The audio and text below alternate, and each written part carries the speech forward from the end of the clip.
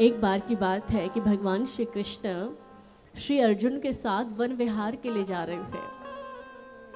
तो अर्जुन ने देखा कि यमुना किनारे एक बड़ी सांवरी सी सुंदर सी कन्या समाधि में बैठी हुई है।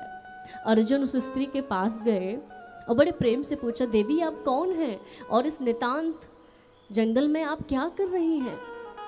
तो उस स्त्री ने कहा, महाराज मेरा नाम यमुना है, मैं सूर्य की पुत्री हूँ, यमराज की बहन हूँ और श्री कृष्ण को पति रूप में वर्ण करने के लिए उनकी तपस्या कर रही हूँ।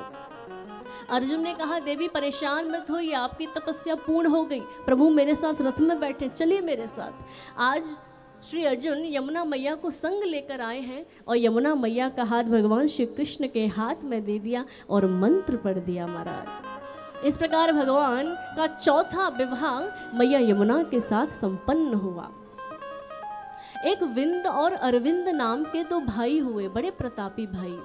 उनकी परम लाडली बहन है जिसका नाम है मित्रवृंदा। तो भगवान का पांचवा विवाह मैया मित्रवृंदा के साथ संपन्न हुआ। एक नग्नजित नाम के राजा हुए जिनके यहाँ 7 बैल हैं, जो बड़े बुद्धिमान हैं, बड़े पराक्रमी हैं।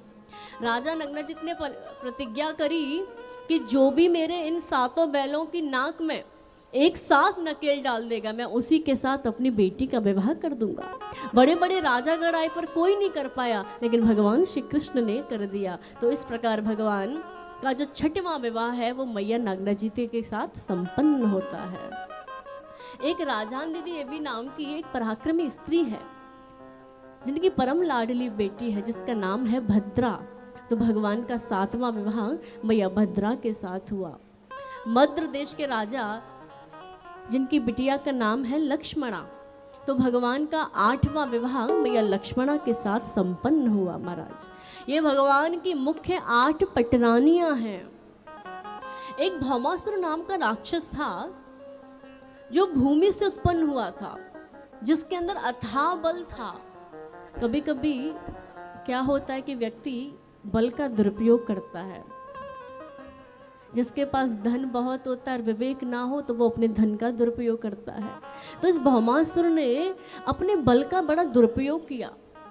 ये क्या करता कि बड़े बड़े राजघरानों में जाता और वहां से सुंदर सुंदर राजकुमारियों का हरण करके ले आता। इसने अपने मन में संकल्प लिया कि जब ये राजकुमारियां 20,000 हो जाएंगी तब मैं एक साथ इनसे विवाह कर लूंगा। 16,100 राजकुमारियों को इस दुष्ट भौमासुर ने अपने यहाँ पर बंदी बना के रखा है। आज भगवान श्री कृष्ण के पास सूचना पहुंची, मेरे प्रभु मैया सत्यभामा के साथ पधारे हैं और इस दुष्ट भौमासुर का उद्धार किया है।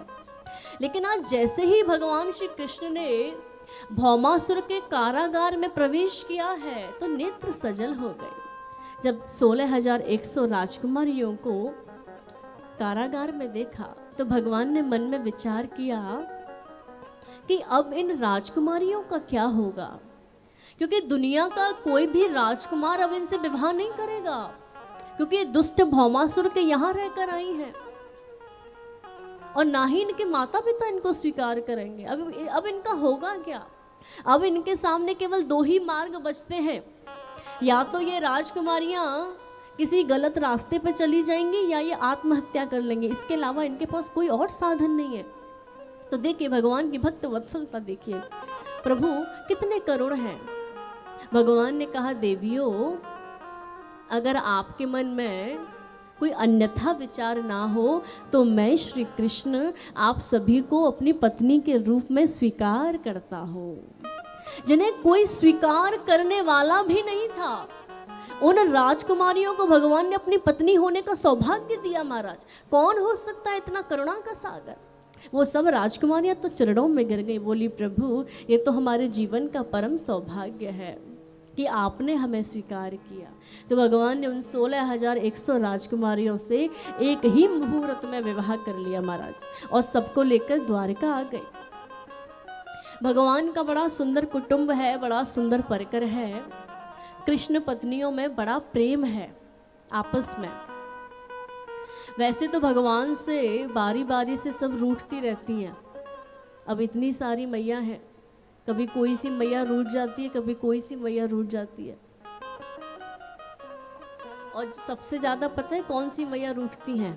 सत्यभामा मैया, क्योंकि जो 2 क्विंटल सोना जो देती है ना मणि, वो उनके मायके से आई है।